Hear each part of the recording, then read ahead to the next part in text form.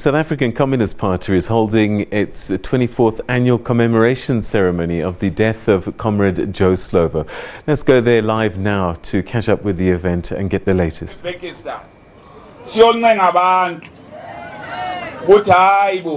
Lo muntu bezikhulumela nje asazi ubebheme ini sifuna nini niyenzele iANC basilalela abantu comrade where to take comrade Winnie Mandela in morning comrade so you were there. We said uma sekunje sekudingeka umama Winnie sambe naye abantu base Bekesdal bathi angeke sibuye siphila sathi uma ngabe ANC ngasangeni ikhosatu nephathi kumele yongena safika bathi abantu siyayithanda le ANC kodwa lama leaders asithuka ngamihla nayizolo asiwafuni sengivala ke comrade ngoba ucomrade uGeneral Secretary wenihaw ungithole ngenza ama notes lapha ngivula iBhayibheli wathi uma uke wakhuluma nje ngale Bhayibheli ngizokhuluma ekhosatu kanti bengivule isection enhle kabi ngoba bengifuna ukwazi ukuthi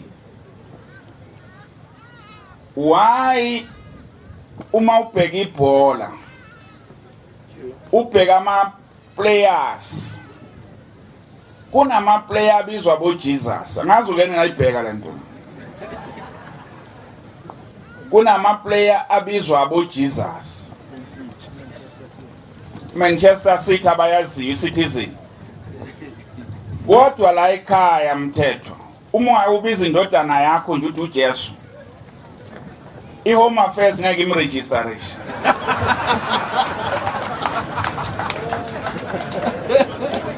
ungaya la uthanda khona ecourt uthi nanga umntanami igama lakhe lesikolo uJesus ngeke bavume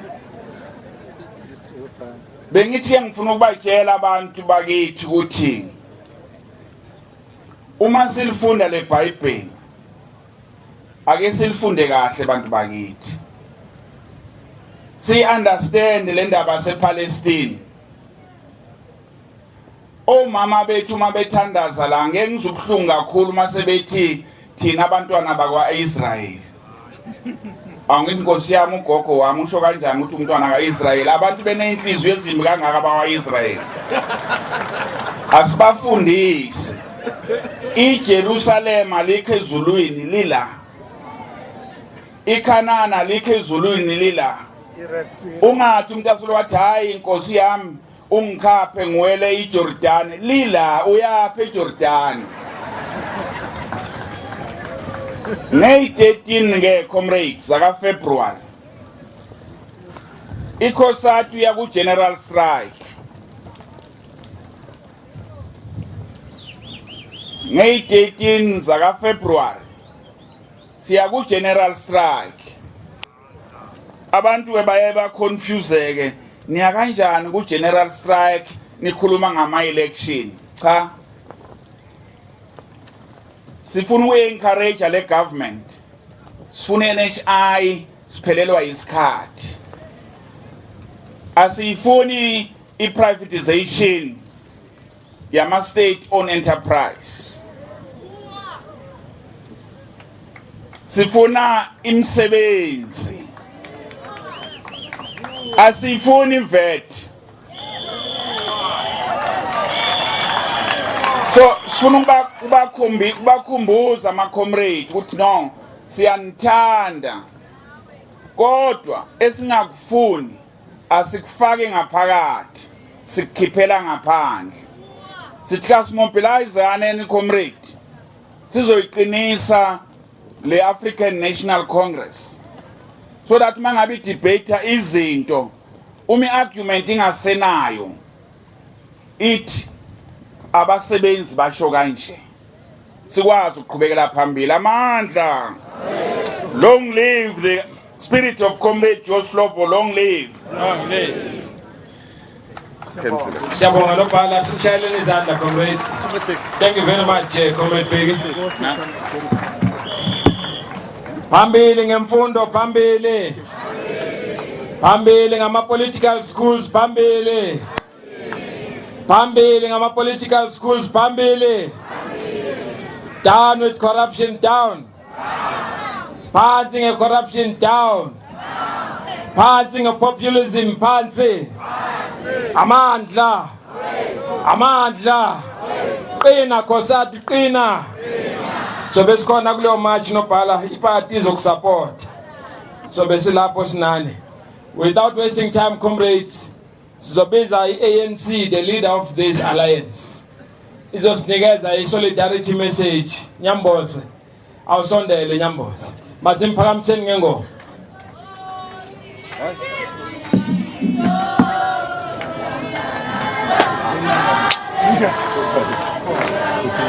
Zebukhalela. Oh, you could. Sure. Thulamdana. Thulamdana. Thulamdana. Amandla.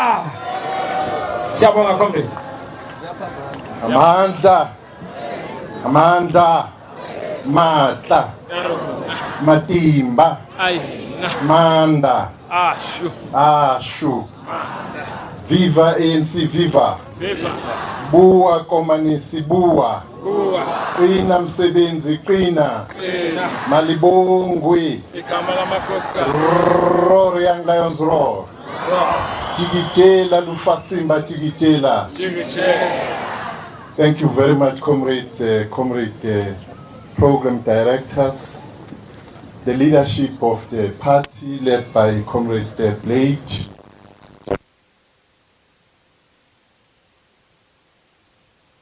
led by Comrade Begin Chalinchali, the General Secretary, members of SANCO, and to all the communists gathered here today. We bring comrades greetings from the National Executive Committee of the ANC, which is finalizing its meeting today in Durban. And we are assembled here to commemorate the life of a leader, a patriot, a father, a fighter, a negotiator, an internationalist, a theoretician, and an organizer. Indeed, it is the combination of all these qualities so splendidly in one individual, which made Comrade J.S. the great African revolutionary that he was. Men and women of rare qualities are few and hard to come by. Amongst the heroes and heroines of our long struggle for freedom and justice, the name of Comrade Joe Slovo will always remain in the front ranks. Few could have been more revered and more universally acclaimed and admired than Comrade Joe Slovo. He, in many ways, came to personify the inclusive, non-racial, and broad nature of our revolution. When the working people start enjoying as a right a roof over their heads, affordable medical care, quality education, and a rising standard of living, they would be right to say Comrade Joe Slovo was a chief architect who helped lay the foundation for a better life. When those yet to be born marvel at how South Africans of our times manage a delicate transition, they'll be within their right to sing as we did during the years of armed struggle. Joe Slovo, a commander of reconstruction and development, a warrior for peace and reconciliation, a builder par excellence. Comrade Joe Slovo was one of those who taught us that individuals do not make history, Yet, in each generation, there are a few individuals who are endowed with the acumen and personal bearing which enable them to direct the course of events.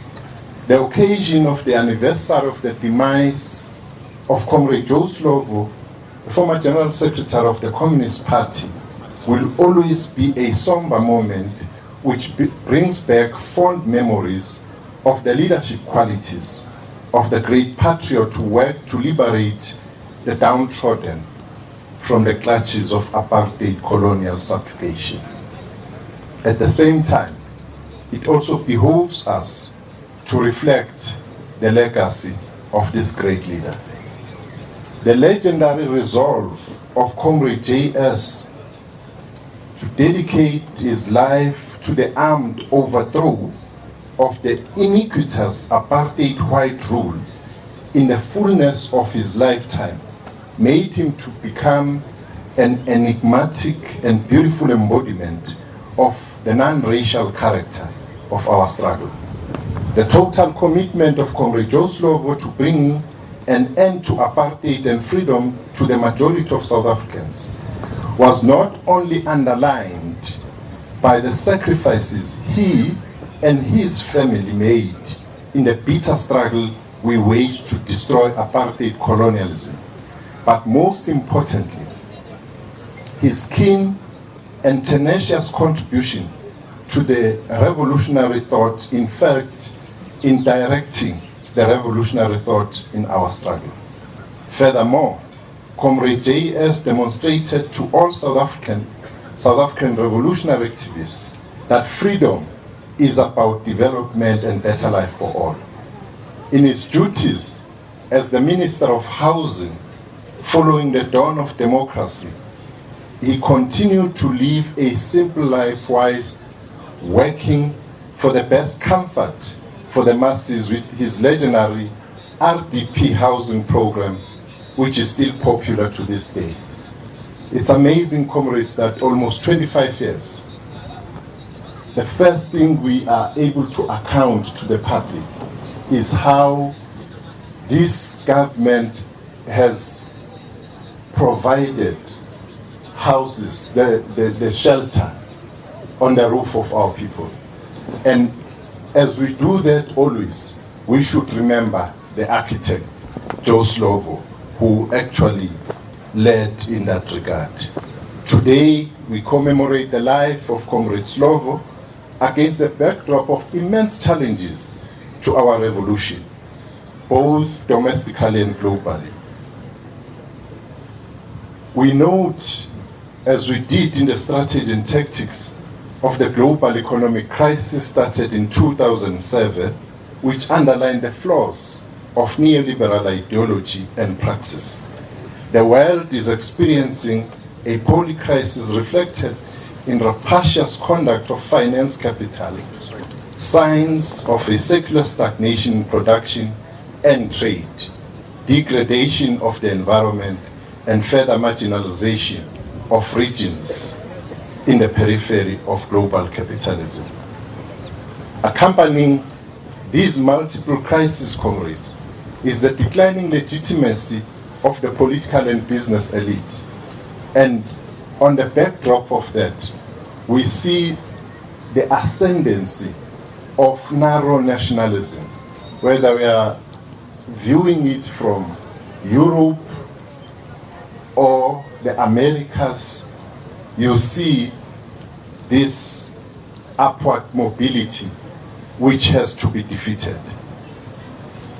The challenge then to us is how do we broadly, as progressive civil society and left political movements, respond to this challenge, which challenge has been going on and has taken a swipe to the global left and the revolution in the world to change the lives of people for the better.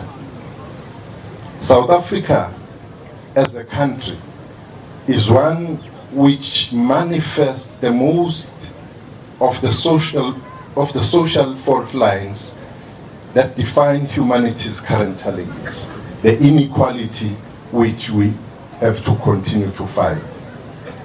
We also, comrade, as we move in the path of our national democratic revolution, should not forget human solidarity programs which led us to where we are today. Addressing the 60th anniversary of the SACP 1981 in Mozambique, Maputo, Comrade JS reminded us this very important aspect of revolutionaries. Human solidarity. Mentioned South Africa as one country which was still under the clutches of apartheid colonialism, Namibia and Western Sahara. We can say, comrades, that the struggle of the people of Palestine, of Western Sahara, and the continued blockade by the US of Cuba should always be on the agenda of the liberation movement. And as we do that, we will ensure that the legacy of Comrade Joe Slovo is preserved. But the defenders of national oppression could not understand who Joe Slovo was. Why Slovo would seek to end the dominance of his kith and kin. But Joe's kin was all humanity, especially the poor, the champions of privilege and concentration of wealth could not fathom why Slovo identified with the rest of the earth. But Slovo knew that these were the creators of wealth and they deserve their fair share. In that, comrades, we thank you for attention, and long live the spirit of Comrade Slovo. Thank you. Viva ANC, viva! Viva African National Congress, viva! Amandla! Tata ANC, tata! Tata ANC, tata! Balega DA, balega! Balega EAFF, balega! Balega Inkatha, balega! Ngena ANC, ngena! Thank you very much, Nyambozi. I'm a shift Ashinjana, comrade. I'm now handing over to the national chair. Comrade Chair.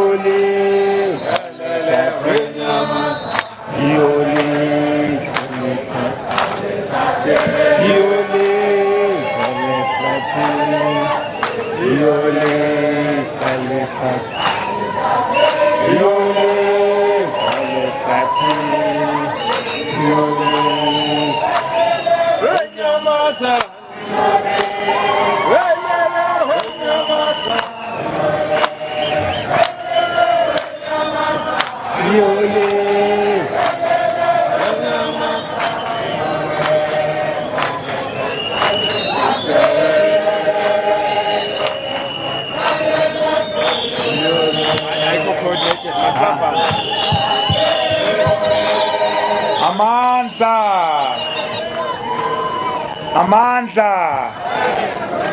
Comrades, we have come to a stage now when we have to call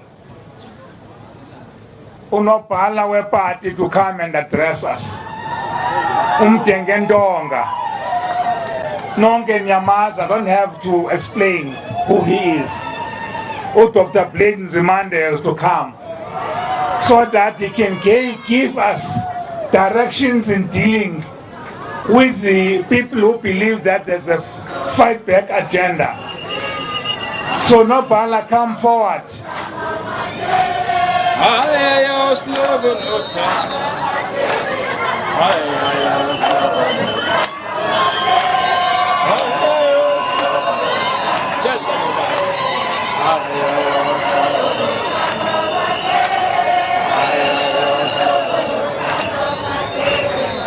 That's not this one, you get it. That's fine. No, that's fine. And you need to go and land there like that. They land there like that. The shower. Sorry.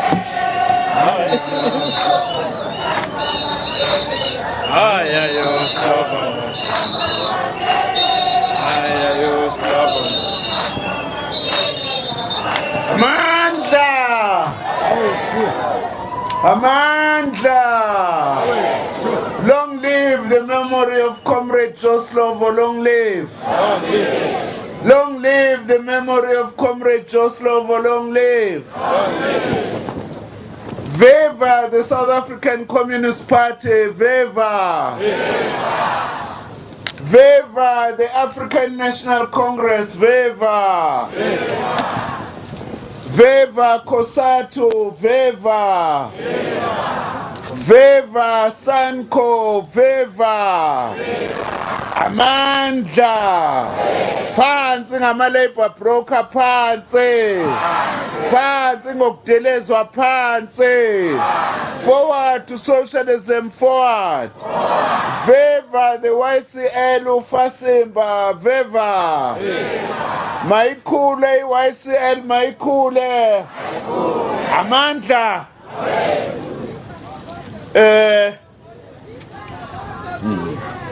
Viva the ANC Women's League, viva.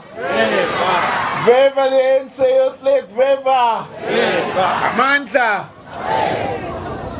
Nokuthi manje anikho organized la emakomanisini imbokotho. Comrade Joyce.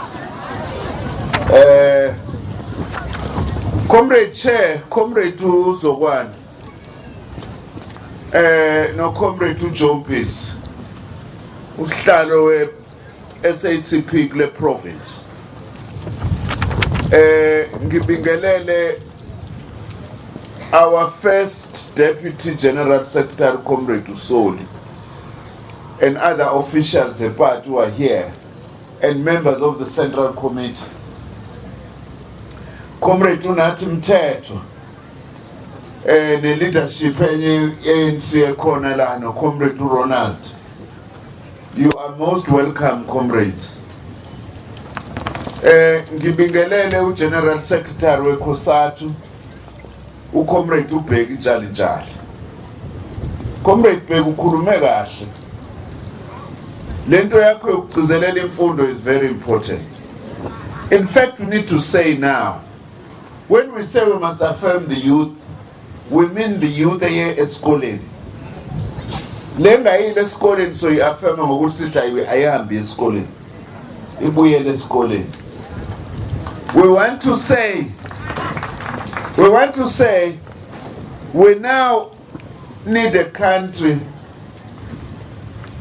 in leadership ephambili kuba abantu abayile esikoleni. We must not be apologetic about that. Sisho abantu bakithi abangabanga nethuba lokuya esikoleni abana role they do. But the fact of the matter is izinto indlela esesiyo. You are right to more emphasize indaba ye-education. Ngibingelele ama-leaders ama-affiliates akhona la as they have been introduced. COSATU. As a Central Committee to khona no Provincial Secretary bethu in particular. Siyabonga ama-comrades ukuthi nibe khona la. Sibingelele uComrade uTinyiko. The leadership yakhe yonke ye-YCL ekhona la. And I also want to take this opportunity, my comrades, on behalf of the SACP, to congratulate you on your successful Congress. which was the Alice at the University of Fort Hare, as the YCL. And we want to say to you, we are proud of you because you are indeed our YCL of the South African Communist Party. Ngibingeleleke nani nonke ma-comrades enikhona la. Ngiyazi ukuthi niba la liyana libalele kuyashisa kunjani, you are always here. We appreciate that because all what you are saying is that we are good communists and we are good cadres. Siyabonga, sishayeleni izandla ngalokho. Today, comrades, marks the 24th anniversary since Comrade Slovo passed away on the 6th of January 1995. At the time, Slovo was the national chair of our party, the SACP, and a member of the NEC and the National Working Committee of the ANC. Which shows that communists have always played a role both in the party as well as in the broader liberation movement. We must continue to play that role, comrades, as communists. We are pleased today that this government has built millions of houses, and Comrade Joe Slovo set the path and set us on our journey to build houses for the poor in particular. Comrade Slovo set a very good example, was a hard-working person, was a strategist, was a tactician of our struggle. Comrade Slovo was involved in drafting some of our own key documents. Sinemqulu wethu nathi njengombutho wenkululeko esiyingxenye yawo seyamakomanisi ebhaliwe uComrade uJoe Slovo omunye wabo njenge-strategy and tactics sika-1967 69 Comrade nathi uComrade uJoe Slovo was one of the drafters. You know, by the way, there is a fight about that drafting of that document. uComrade uJoe Matthews used to say, you know what, this thing, Victor, it started in tactics, some of 69, was drafted by Joe. People don't specify which Joe. Because there were so many Joes in the ANC. Konu John Tanta, ngaleso sikhathi, kukhona uJoe Mdise, kukhona uJoe Matthews, kukhona uJoe Slovo. I understand though that the two Joes that were quite central was Comrade Joe Matthews and Comrade Joe Slovo in the drafting and strategy and tactics. Babe baningi ko Joe ANC at that time, I don't know now. Sinabo kodwa namanje. Comrade Slovo served as the Chief of Staff, MK, and also was the General Secretary of the SACP. Was replaced, of course, in both responsibilities by Comrade Ukrisane. Umkhonto in many ways also led the way. You know, at the time of the formation of Umkhonto, in 1961, the ANC at that time was not open to members from any others other than Africans, but Umkhonto opened and said, we want everyone to be part of Umkhonto Wesizwe. That is why the first two commanders of Umkhonto, amongst other things, was Comrade Joe Slovo, no Comrade Nelson Mandela. Also capturing the fact that the MK was a project of both the ANC and the SACP. Comrades, our call today, as we remember, Comrade Joe, is that let's be like Joe Slovo by serving our people selflessly and wholeheartedly. Uyabona kuma kuthiwa khona into esiyidinga ngamabhakede ukusebenzela abantu bakithi sibe singalindele lutho ngalokho esizoluzuza thina as individuals. 24 years ago, Comrade Slovo passed away. 24 years later, our organization and our movement is emerging out of one of its most dangerous periods since 1994, where us, sections of this leadership of this movement, almost handed over our country to corrupt elements. Some of whom singabazi ukuthi bavelaphi, safuna ukuthatha izwe nama institutions ethu silinike bona. If truth be told, it has also been a period where some of the worst tendencies that can characterize any revolutionary movement threatened to tear the ANC apart. Sifuna ukusho thina samakomanisi, in the lead up to Nasrec, sesinovalo kabi inyambosi ukuthi izoqhubeka phakathi ANC. Sihlangana nje siphuma kule period enzima, which also has been characterized by terrible tendencies both inside our own broad movement as well as in South African society. I want to focus on those because Comrade Slovo was very good in pointing out at the many dangers that face the movement, including ideological dangers.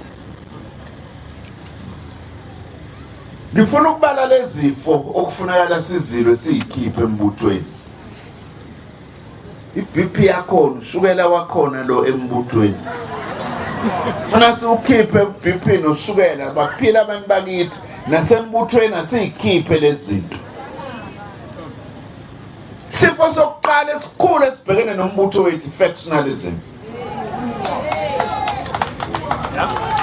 It's a terrible disease. There are always differences in any organization.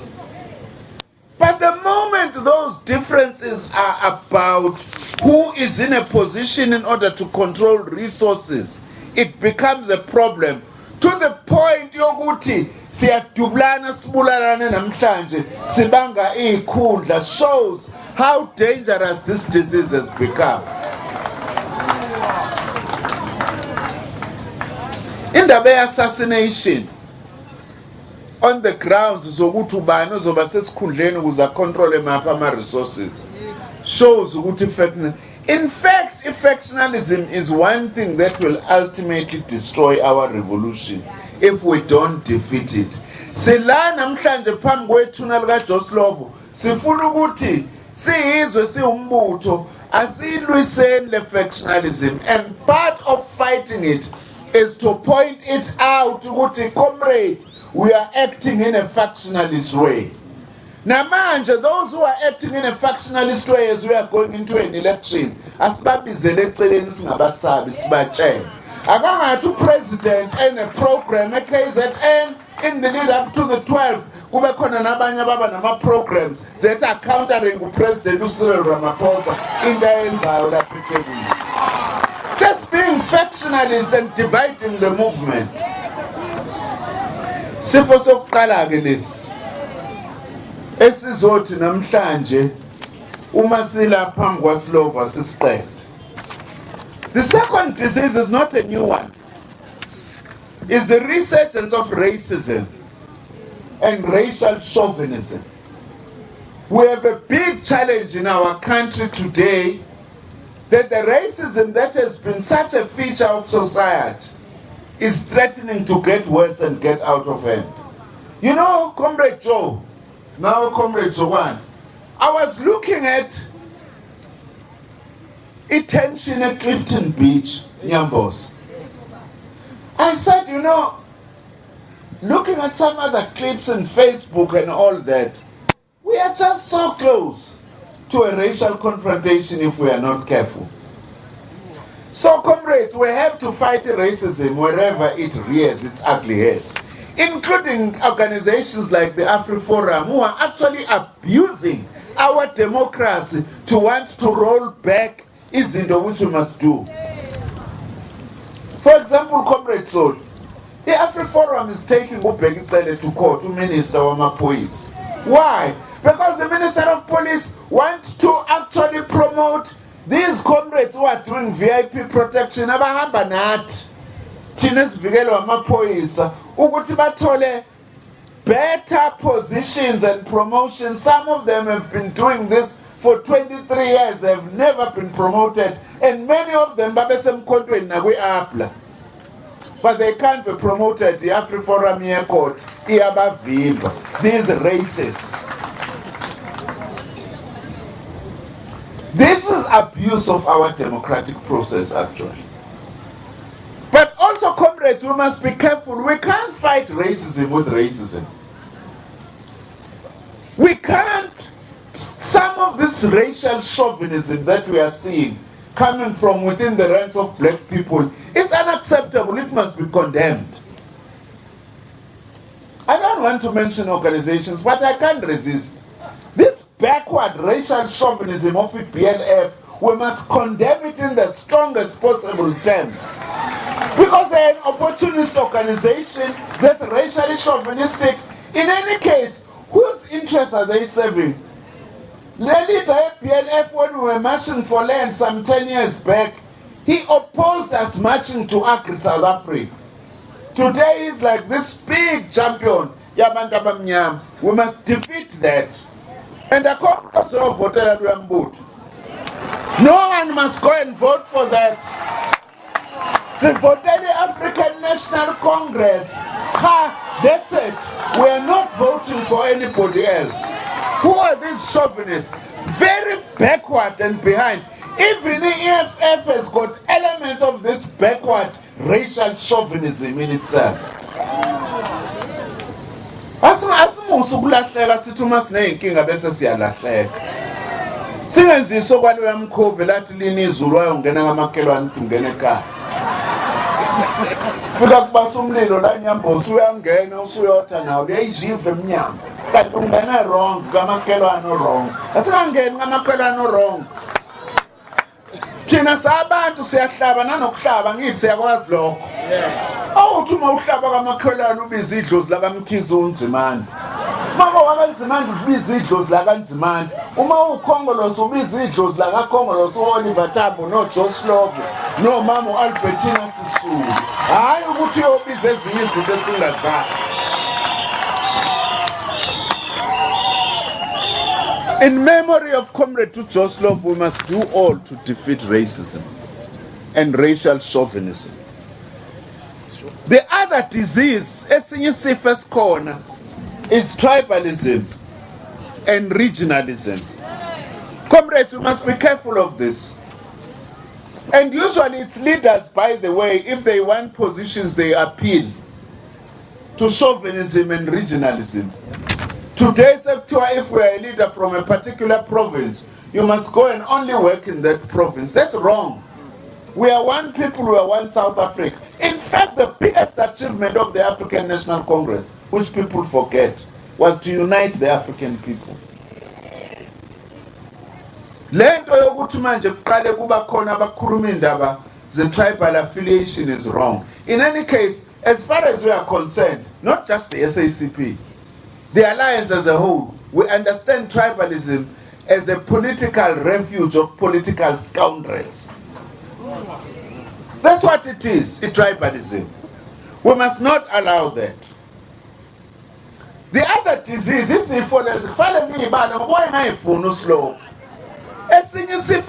let's say populism. Let's say there are elements of it, as Comrade Tupeki was saying, but also in broader South African society. What is populism in simple language? Populism is to promise people easy solutions to complex problems. And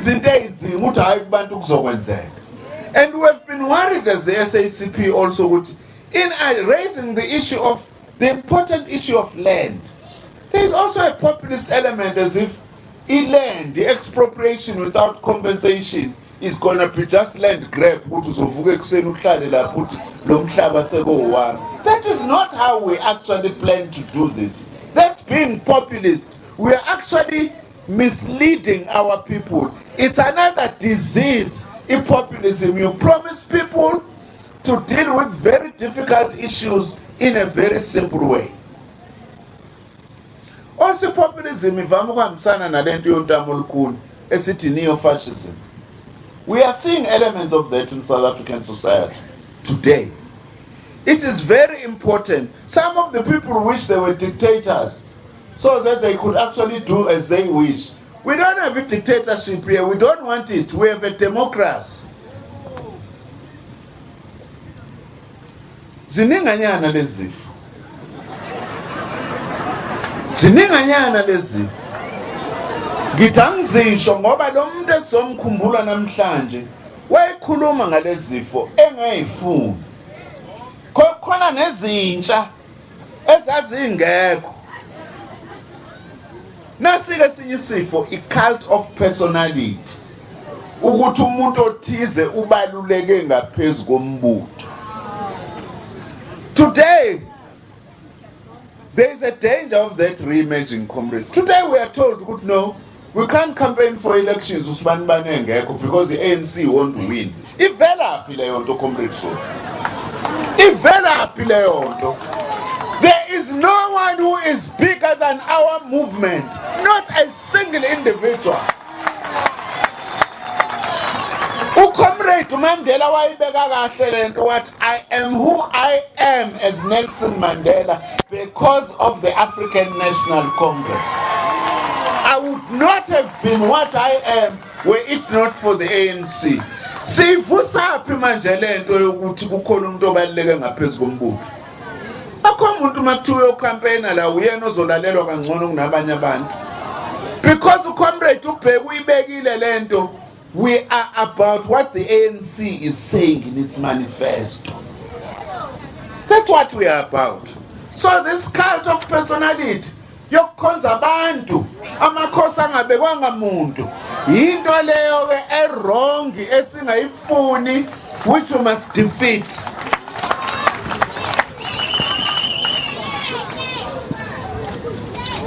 Nasi-ke sinye isifo sokugcina ngifuna ukukhuluma ngaso. Ungadini othisha omkhulu kodwa ke asikhulumi kabi ngezifo ezithize kodwa ke iboshukela no BP no heart attack bala embuthweni. Dokotela, we are merely making an example. Ilento yokuthi when we are trying to unite ourselves as a movement, by the way, when we are talking about a movement, we are talking about the alliance and all the democratic forces led by the ANC. That's the movement. Today we are trying to unite ourselves to fight corruption, to fight against the state capture. But we can see that there is an attempt to fight against this fight which we are waging against corruption and the state capture. You say that some komanis sinesipho. Isipho just ngasitholanga emoyeni. It's because we worry ourselves about studying what is happening in society. You see these smallanyana parties that are wanting to we want to form a new party. We want to form this, but people are also associating themselves with the ANC. Watch that thing closely. What is the aim of that? The aim is to reduce a majority ANC. Or ANC wins with such a slight majority, such that it has no authority to deal with corruption and state capture, amongst other things, or to drive a progressive agenda. That is the aim of le ntwanyana encane amazenze lawo afuna ukuloku ezodla la embuthweni and so on. That is the aim. That is why, comrades, we must make no mistake. You can't vote that day is ANC or nothing. You can't be ukuthi khona abanye asibazi nanokuthi bavelaphi labantu. Abanye sabanika ama institutions amakhulu estate bengayanga nasesikoleni bengakwazi ukuwaphatha. Comrade Coup, Communication Workers Union. Their SABC is in a mess because of some of the mistakes we made as a movement. Sasovumela abantu abangakwazi ukuphatha uSABC ukuthi bazophatha uSABC. We must rescue naleyo SABC. SABC is our own public broadcast. But I remember we debate nalo SABC. Alex, The SABC advertises itself now, it says independent and impartial. Hey, Comrade Sol, now Nyambos, independent, yes, we agree. But why should a public broadcaster be impartial? Can't be. When it comes to racism, the public broadcaster must be partial in the struggle against racism.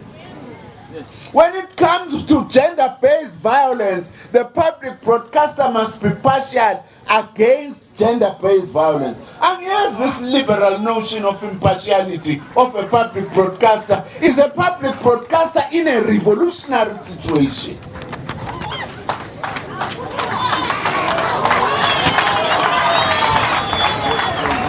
Ngathi ngayishintsha le advert ngani zakwetheni kwa SABC asiyithandi thina ngoba singanithandi but ayehli kahle. You can't be impartial when society is faced with so many challenges, and the public broadcaster must be part of tackling those challenges. Babum teamed.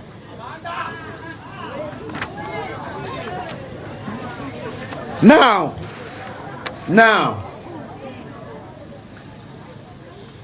today we must say, let's fight the Fight Back campaign. Let's fight the Fight Back campaign and defend the African National Congress.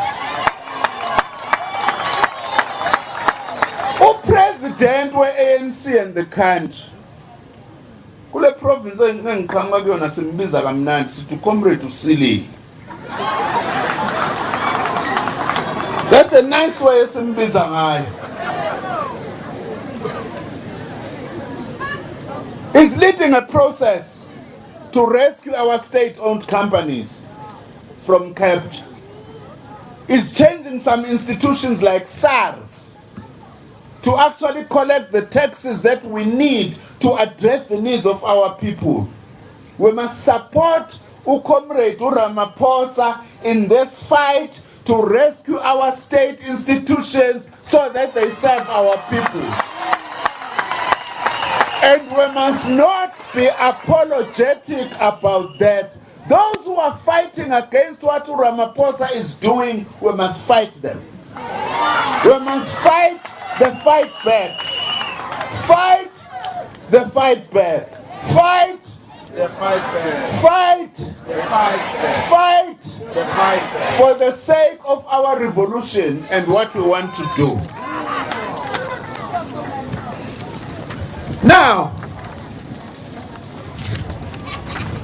the Portfolio Committee on Intelligence in Parliament has taken a very important decision that there must be a full investigation into all rogue intelligence services in the state security agents.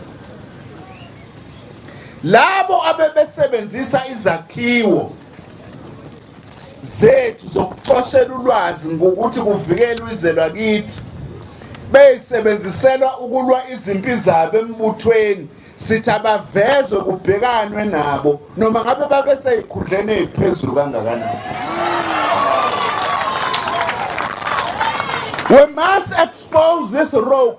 We have been victims as the SACP of this rogue intelligence activities. There are things that have been manufactured about us that are sitting somewhere, and these billions of rands that have been stolen from the slush fund of the state security agents, we are saying, investigate and go to the bottom of this thing. We welcome Guto Anwar Dramat, no McBride and others are going to be going to the State Capture Commission to talk about these things. Abenze into a wrong makudilwe nabo.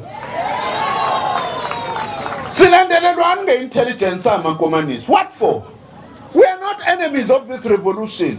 We were part of the people who brought about the kind of country that we have at the moment. And we are still going to be part of the forces to deal with the problems that we have in these forces. In the name of Joe Slovo, asingalandela. Abebesilandela. Mabavele. Nale mali abayidlile kudliwe imali eyiningi lapha ku state security agents. I can say that with confidence, by the way. Iningi imali edliwe lapha abanye abantu benikwe imoto kuthiwa baqashiwe. Kukhona ba investigator yonke into, everything must be investigated. We welcome also ukuthi President Ramaphosa has appointed a high-level review panel to look at our intelligence services too and dig whatever rot is there so that we are able to sort it out. We are saying this, comrades, because one of the things when we are talking state capture, we have only been looking at the economic side of state capture. We have not been looking at the security side of state capture. So khuluma ke sama komanisi. Mina ngizalwa intombi yakwaDlamini umaDlamini. Intombi yale eEastern Cape. Ujamas Judge uCubunglashi izizelihle. Kanti mina mntanami uthethe inyani every time ngoba mawusufila uyuveza umnwe boxing. Abantu abakuyafe beqamba manga umuntu ngeke likwazi ukuvaleka icoffin yakhe ngoba kobe kuvela umuntu ongafuni ukuthi uvaleke. Abangangizwa ngicela ukuthi abanye babatolukele. Ngoba isiXhosa sitoliwe. Nangu nosihlalo wami uyavuma la.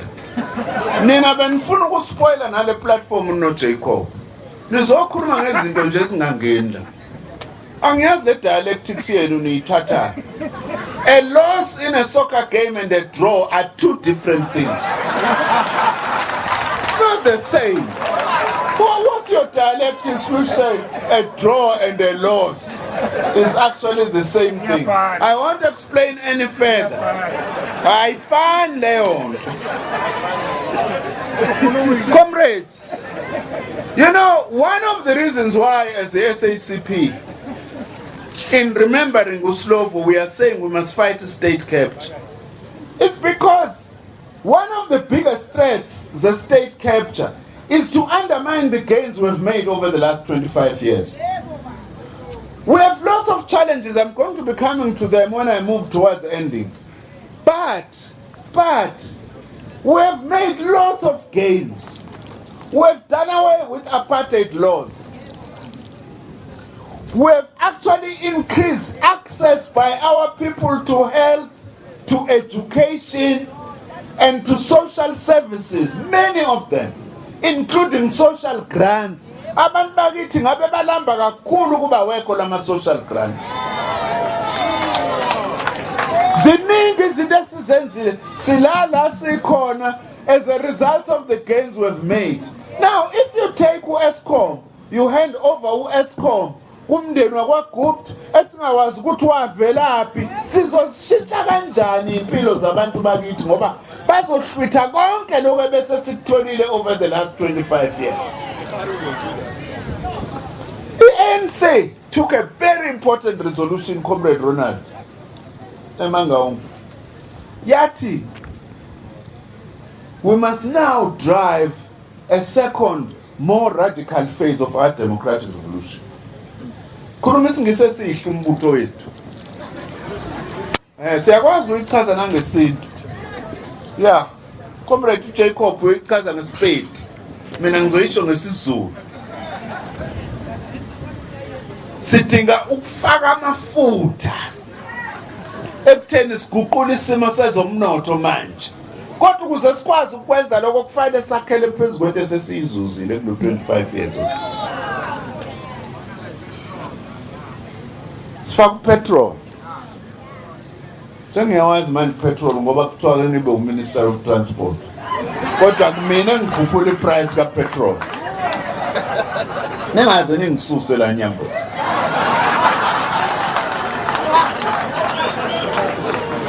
Comrades, we must defend. In doing so, as the SACP, we are saying, build a broad patriotic front to defend. And build a broad non-racial front to defend our gains. Every South African must stand together to fight against the corruption and state capture and to defend our country, irrespective of gender or color. It's a struggle for all of us. For the SACP, the National Democratic Revolution is our most direct route to socialism. The attainment of some of the key objectives of the National Democratic Revolution will take us a long way towards our ultimate goal of socialism. That is why Slovo always reminded us that the SACP's participation in the National Democratic Revolution was not a postponement of the struggle for socialism, but an essential condition for creating the conditions for an advance to socialism. Ngibeka ngesilungu lento iyachazeka nje nangesintu. Uma silwa sibambisene no-ANC noKhosatu neSANCO nabantu bakithi abathanda inkululeko nenqubekela phambili sithi sifuna izwe eliguqukile, lokho kuthina njengamakumane sikusiyisa phambili enhlosweni yethu yokugcina thina yombuso wamadlandawonye socialism. Ngakho kuma sibona ingozi evelela lo mzabalazo esulwa manje ivimba la sifuna ukuya khona thina ekugcineni. Ingakho kufanele silwe lo ngozi, silwe ngazazathi ivimba leyanto esifuna ukuya kuyona. Ingakho nje singayivumi lento ukuthi sitshele ukuthi asingakhulumi nge-ANC samakomanisi. Kodwa abantu abaspecialize kulokho. Communist Party ikhuluma nge-ANC, soyekelana ukukhuluma nge-ANC. I-ANC umbutho wethu, umbutho wabantu, nathi amalunga le-African National Congress. Sizoyekelana. Uma ngabe kuthiwa amakomanisi awangakhulumi neKhosatu bangakhulumi nge-ANC, ubani okufanele akhulume nge-ANC? I-DA, uMayimani, ne-AfriForum okufanele ikhulume nge-ANC, uma kungethina abantu basekhaya. Kusekhaya la kwa-African National Congress, azona ivakashi, asibone omzala, asibone obani, siyingane siyabantu bakhona ku-African National Congress is our organization, eyethu futhi asikweleti muntu ngalokho. But comrades, at the same time, today we want to say we must act to unite ourselves at all times as a movement. You see, the SACP, neKhosatu, neSANCO, na-ANC yavuma manje ukuthi asiyixoxe lento. When you speak about reconfiguring the alliance, it's not because we are talking about this for elections and positions. No. If we are to tackle the problems that I'm going to outline now that we face, we need a united alliance that must function according to the current conditions, not an alliance that functions as if we're in the 1960s. Okay? Abafune alliance yangama 1960s sizobakhola yona emuseum. Nyambos bayoyibuka ukuthi eyangama-60s ye-alliance yayinje. Thina sifuna le alliance ka-2019 to be able to deal with current conditions. That's what reconfiguration is about. We can't pretend as if we are 1960s when today we are in power. We are not in power then. And being in power is both good and comes with its own dangers. As I have said, how then should the alliance must seek consensus. It can't be good song as seven, at the end, it was no process ANC alone. It can't be an ANC process alone. No, we must actually work together. It's part of uniting ourselves for the sake of our revolution. And that's the best tribute Joe Slovo, is to reconfigure the alliance to be in line with the current challenges and conditions. Now I'm a task comrades, sengiyaxetha. Ungaze kuthiwa ngikhuluma unomphela, except ukuthi uma ngikhuluma sibovu sibahle kanje samagomanisi, ngivukwa umoya weComrade uZola. Ngivukwa umoya Nyambosi.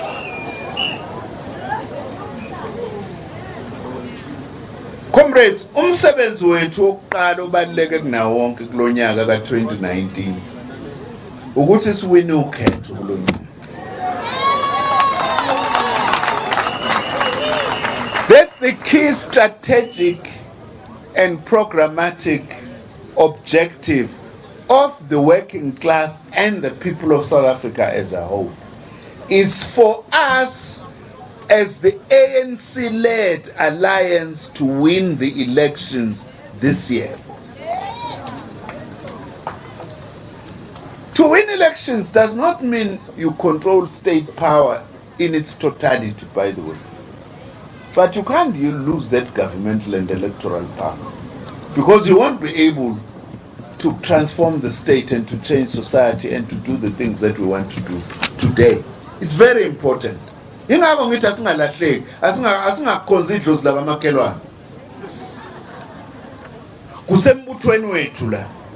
that is very important, but we are going to say this unashamedly.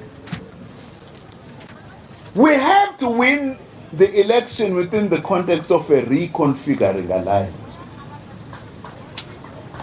We are very pleased to at least we are all agreed that the alliance. Let's discuss what we mean by this.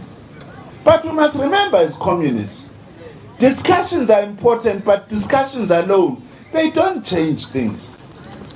We have to be on the ground, such that our people realize that the alliance needs to be with the times. Sengibone manje ngizwa nento ezikahle la ku Facebook ke so wena ngikwazi noma ukhona kulezi uzofanele sikufundise kodwa njenge first deputy general secretary SACP sengike ngizwe nje kuthiwa ukuthi angazi ukuthi kusho ukuthini sibona la ku Facebook so ke kuzofanele ukuze kuthi ku alliance we must reconfigure the alliance ukuthi ke kuphole kushaya umoya kube right. Joe Slovo was a man of very insightful words, but he was not only a man of words, he was a man of action as well. Yabona Joe Slovo uke wa commander unit okuthiwa special operations umkhonto eyashaya military headquarters emabhunu for trade eHoogte yashaya noSasol amabhunu I'm declared as the enemy number one, and Saba, they were scared of him. Even Nama SB now, Nama SB amai. That's humans at Baba.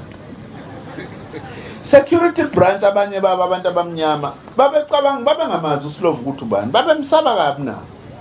One of our comrades might detainiwe shaya amabhunu security police bese bemshiya nowakithi security branch yakithi.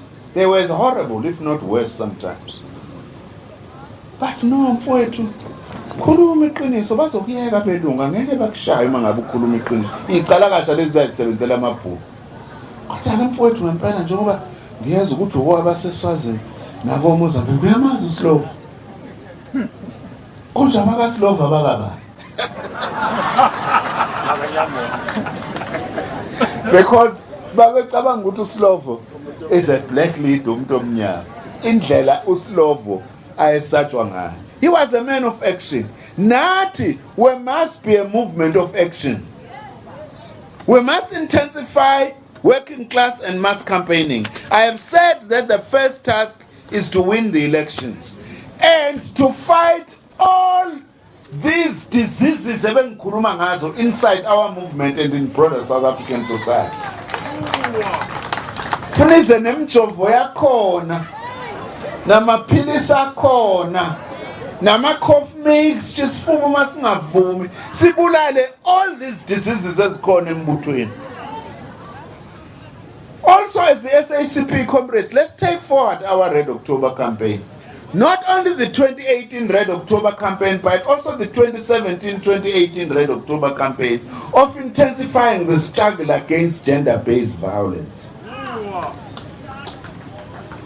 Lento yokuhlukunyezwa kwabantu besifazane ngalolu hlobo asisukumeleni lento iphele sisukumele emphakathini street by street nasemgaqweni khona uma khona indoda eshaya unkosikazi asiyekwazi soyibuza ukuthi lo muntu omshayayo yijeni leli noma umuntu onegazi ophilayo. Nathula manje ngathi anizwa kahle.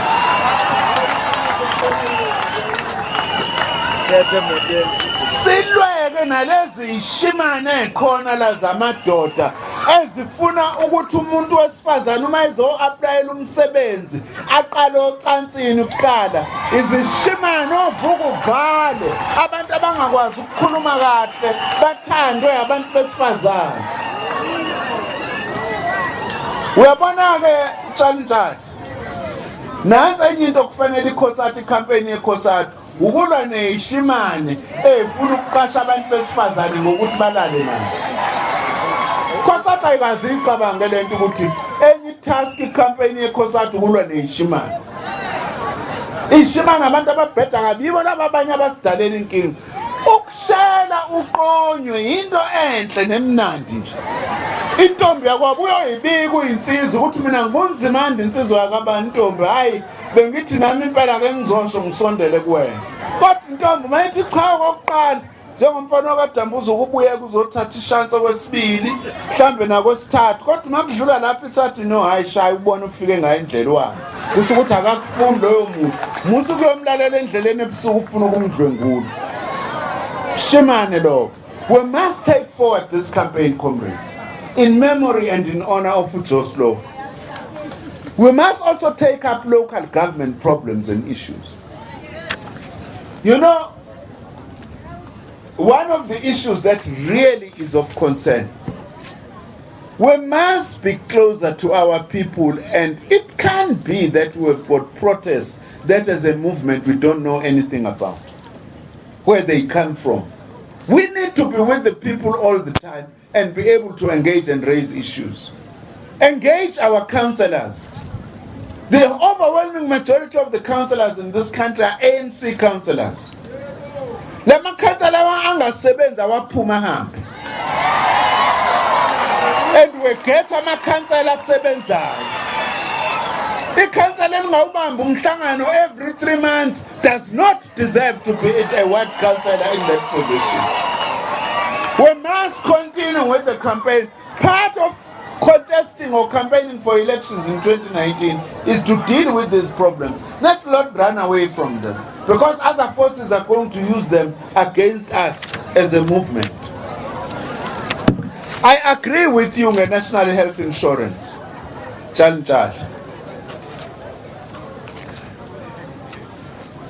We must mobilize.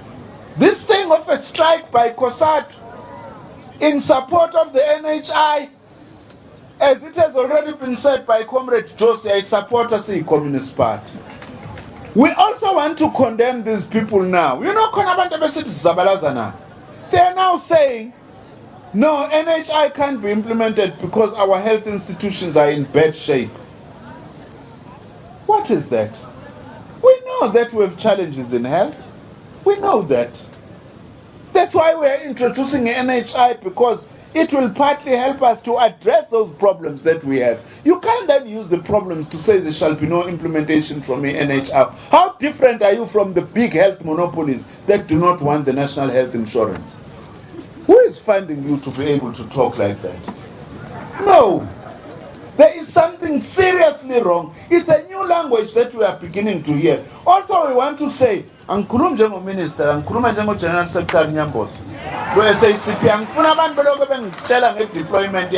I'm here deployed by the SACP. Minister Umtswaleti, Agawakosha ma senior officials angayifuni NHI.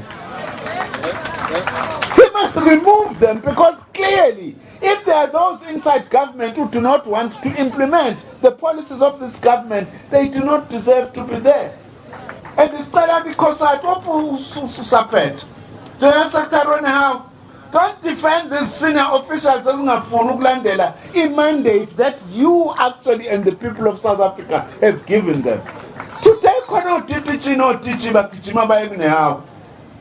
but no anyhow, siyahlushwa my minister. Uma ngabe ungayi-implement into esithe implement uyi-senior official, you don't deserve to be there, and our unions must not defend those people. So besixoxe futhi sihlangane nonehawu but ngizoyimemeza ngoba nayo inehawu iyamemeza. It's correct. zoyimemeza njani njani asingadefend abantu abangafuni uku-implementa ama-policies ombuso.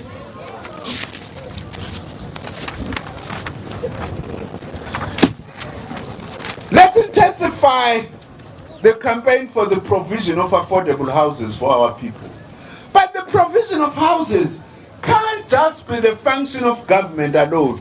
Our banks do not want to fund low-cost housing and housing for lower middle classes. Let's go in the campaign. We have a wonderful organization, the Comrade, Comrade Kingsby, called the Ilungelo Lethu. They've won an important battle in the Constitutional Court. This thing of banks, you have a bond for 20 years. You have paid for 12 years. And you lose your job, you get retrenched. You can't pay. They come and take your house, go and sell it for 100 rand, and say we are still owing for another 8 years, as if we have not paid it. SACP leader Bladen Zamande speaking at a commemoration for former SACP leader Joe Slovo.